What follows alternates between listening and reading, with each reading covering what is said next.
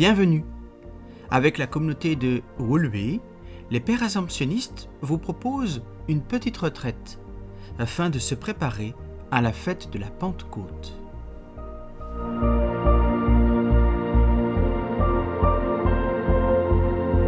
Viens, Saint-Esprit, viens, ouvre le ciel,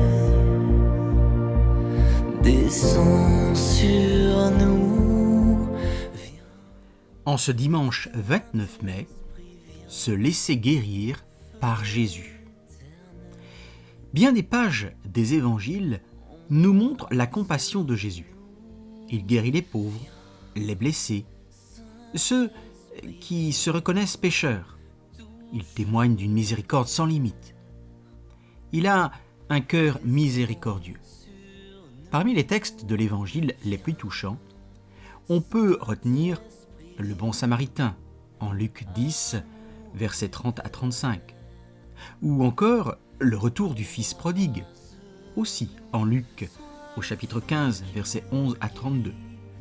Chacune de ces paraboles peut nous aider à nous identifier aux blessés que le samaritain soulage, ou encore au fils prodigue, fêté par son père.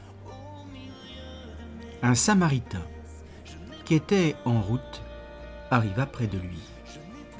Il le vit et fut saisi de compassion.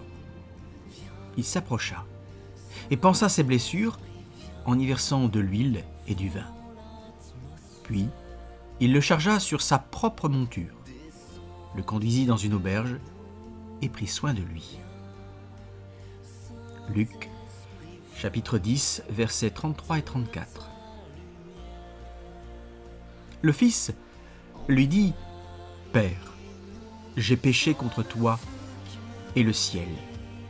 Je ne suis plus digne d'être appelé ton fils. » Mais le père dit à ses serviteurs : « Vite, apportez le plus beau vêtement pour l'habiller.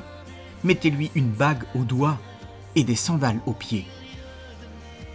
Allons chercher le veau gras, tuez-le. Mangeons et festoyons. Car mon fils, que voilà, était mort et il est revenu à la vie. Il était perdu et il est retrouvé. » Alors, ils commencèrent à festoyer. Luc 15, versets 21 à 24.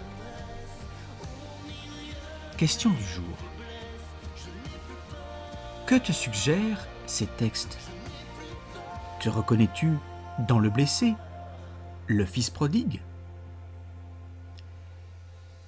Dieu, Jésus, veut prendre soin de toi. Acceptes-tu sa guérison ou bien en as-tu peur ? Et si c'est le cas, pourquoi ? Es-tu heureux quand on te fête ? Acceptes-tu de te laisser faire, de te laisser aimer ? Ces questions peuvent susciter la prière de guérison. Qu'est-ce que la prière de guérison ? Cette prière consiste à passer en revue sa vie entière devant le Seigneur. Cela demande de prendre du temps, un temps nécessaire. Et il est important de le faire devant Jésus, devant le Saint-Sacrement si c'est possible. Il s'agit d'une prière de libération, où je présente au Seigneur les moments de ma vie, heureux et douloureux, depuis ma conception jusqu'au moment présent. Je laisse Jésus me visiter à nouveau dans mon histoire faite de réussites et d'échecs. Cette prière peut s'étaler sur plusieurs jours. Je peux m'aider de mon chapelet.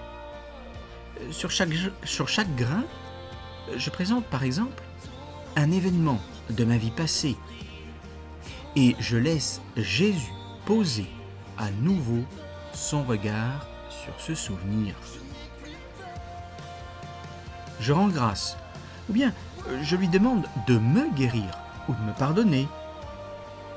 mais en tout cas, je le remercie. Faites dans la confiance cette prière, et cette prière va apaiser le cœur. Si notre cœur nous accuse, Dieu est plus grand que notre cœur et il connaît toutes choses.